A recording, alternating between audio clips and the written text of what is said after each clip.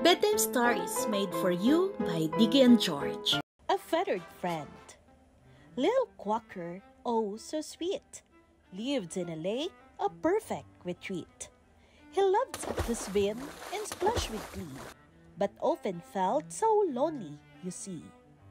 One day, he saw a sight so grand, a flamingo standing on the sand, with legs so long and neck so curved. Quacker wondered if he'd ever observed.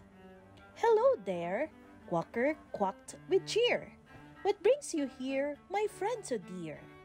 The flamingo, with a gentle smile, said, "I'm just walking for a while." "I'm Quacker," he introduced with pride. "This lake is where I make my hide." The flamingo nodded.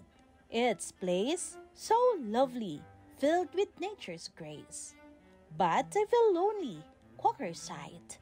"No one to play with by my side." The flamingo felt the same, it's true. "I'm lonely too, just me and you." "Let's be friends," Quacker said with glee, "and share this lake, wild and free." The flamingo agreed with a happy cheer. Together, we'll have nothing to fear. So Quacker and Flamingo, side by side, spent their days with joy and pride.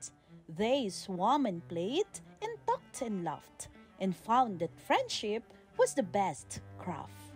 One day, they saw a flock of ducks, swimming and splashing, oh so much. "Let's join them," Quacker said with glee, "and make more friends, wild and free."